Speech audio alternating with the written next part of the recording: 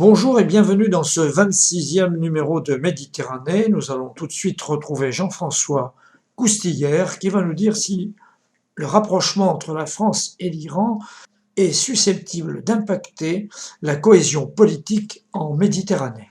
Je pense qu'on peut comprendre cette expression comme étant l'équilibre géopolitique en Méditerranée. Et alors, à ce moment-là, effectivement, ce rapprochement entre l'Iran et la France peut, s'il se conforte, avoir une importance considérable.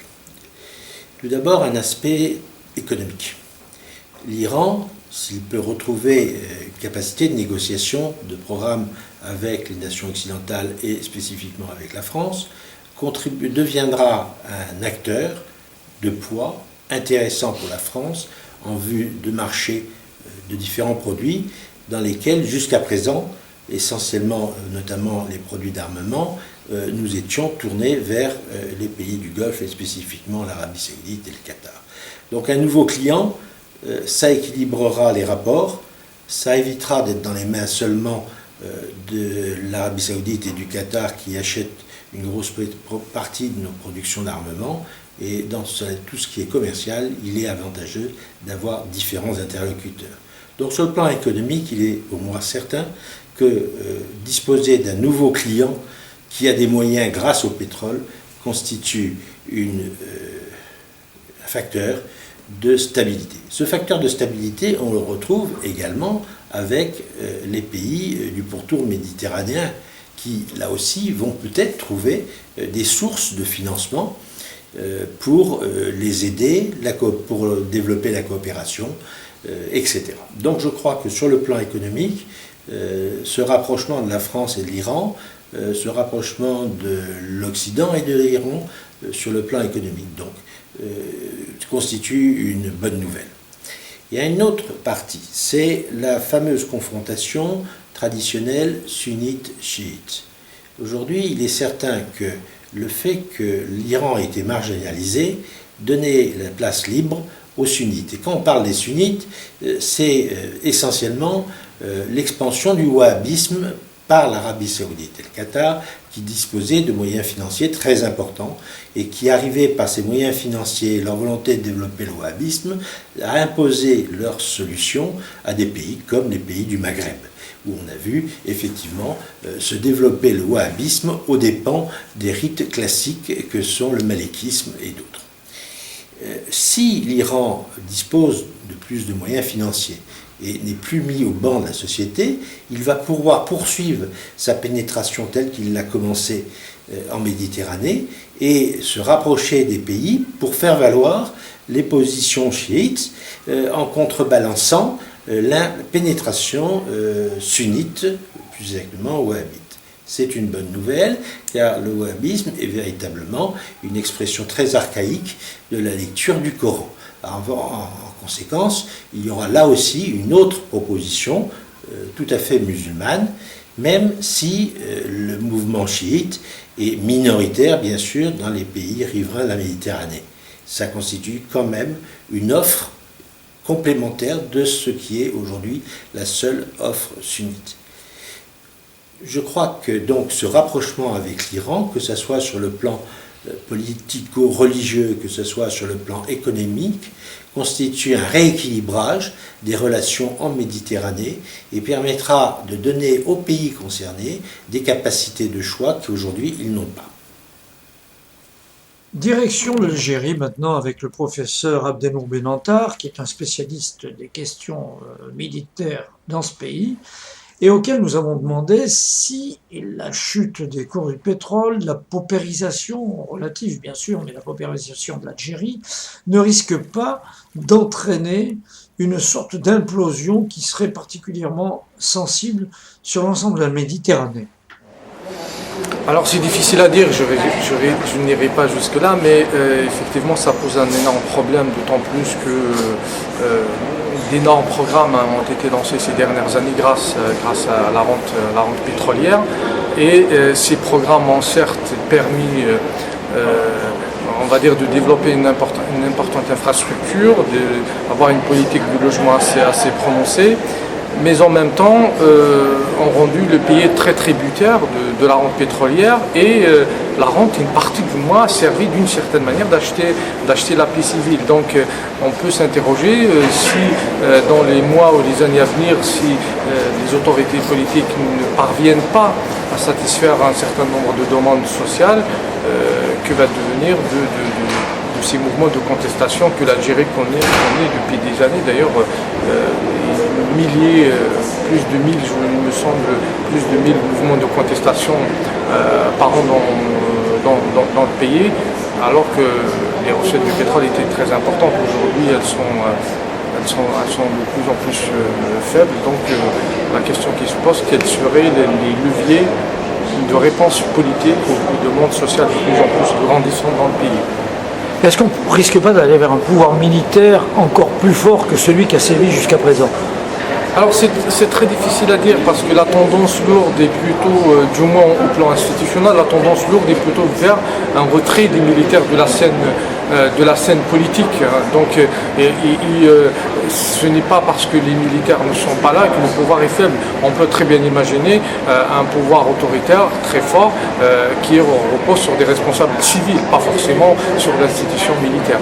Et une implosion algérienne, est-ce que ça risquerait d'impacter l'ensemble du bassin méditerranéen? Alors, une implosion, je ne sais pas, mais peu importe les qualificatifs qu'on utiliserait, mais des événements importants dans ce pays-là, compte tenu de sa taille et compte tenu du voisinage très très instable, aura certainement des conséquences sur l'ensemble de la Méditerranée. Pour l'instant, nous n'avons pas de prémices qui allaient dans ce sens-là. Nous ne quittons pas l'Algérie grâce à cette généalogie d'un territoire à découvrir ou redécouvrir par le truchement d'une exposition, de rencontres, de conférences jusqu'au 2 mai. Ça se passe au Mucem, à Marseille, et en écho à cette exposition Made in Algeria, le temps fort, c'est un espace de dialogue et de réflexion autour des moments d'histoire qu'ont été la conquête puis la colonisation d'Algérie. Au programme, un concert de Brigitte Fontaine en hommage à Khatab Yassine, une rencontre avec Dominique Vallon sur le thème des étudiants et de la guerre d'Algérie, une rencontre et une projection autour de Frantz Fanon et une leçon de cinéma autour de Forsagan. Pour tout renseignement, vous pouvez téléphoner au 04 84 35 13 13. Pour terminer, un peu de baume au cœur et au corps avec ces plantes médicinales que nous pouvons trouver carrément sous nos pas et dont nous parle Marcel Barbero. J'ai fait un inventaire des plantes médicinales contenues dans ce site classé de Sissier, depuis le littoral jusqu'aux zones d'altitude, depuis les zones de maquis jusqu'aux zones forestières, mais également au niveau des formations cultivées qui existaient tout autour de Sissier. Et j'ai trouvé 37 plantes médicinales, ce qui montre qu'il y avait là une concentration importante. D'ailleurs, j'avais fait une petite conférence pour indiquer que Sissier était le jardin médicinal finalement de la Seine, de Sifour et également de l'agglomération toulonnaise du fait de ces concentrations. Alors on a des plantes qui étaient très utilisées, notamment pour les sirops, le sirop noir qui était réalisé en mélangeant de l'alcool et en filtrant après l'avoir fait bouillir l'eau qui contenait les feuilles, les fruits et la moelle de sureau. Cela permettait de traiter les maladies, par exemple respiratoires. Vous aviez également les pratiques de la gémothérapie. Le pin maritime, les jeunes bourgeons de pin maritime étaient très utilisés. Ce pin maritime aujourd'hui est décimé par la maladie, mais il a formé, il faut le savoir, de très belles forêts dans Sissier qui étaient exploitées par une scierie artisanale. Et donc les jeunes bourgeons de pin étaient utilisés par inhalation et également traités par macération pour faire des sirops et dégager les voies respiratoires. On utilisait même les pâquerettes.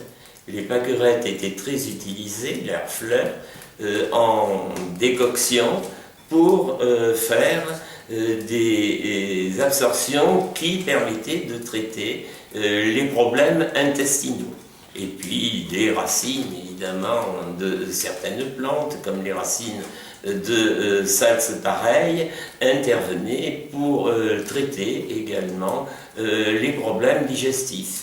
Et certaines espèces avaient des répartitions qui se faisaient dans les milieux de pelouse jusqu'au milieu de forêt, et notamment, c'est ce que les anciens appelaient le petit chêne ou calamandrier, je ne donnerai pas le nom latin, mais la plante, en fonction de ses situations écologiques, contrastait les concentrations de substances actives, et donc c'était un peu la plante miraculeuse. Elle traitait à la fois les problèmes respiratoires par des tisanes et des inhalations, mais lorsqu'elle était prélevée dans des milieux très ensoleillés, par la densité des substances actives, elle permettait de traiter les problèmes circulatoires, donc respiratoire avec de faibles concentrations, circulatoire avec de fortes concentrations. Je parlerai aussi d'une plante emblématique connue depuis la période méditerranéenne qui était l'acanthe, que l'on utilisait par décoction depuis l'Antiquité et ensuite par des bains, dans les bidets, dans des bassines, pour traiter les hémorroïdes. C'était une plante particulièrement active et j'avoue moi-même l'avoir utilisée avec un grand succès puisque ça m'a totalement guéri. Alors je ne pense pas que c'était subjectif parce que dans toute l'histoire depuis l'Antiquité, on a là une plante présente largement sur la commune de la Seigne qui apportait ses vertus essentielles. Voilà, c'est terminé pour cette semaine.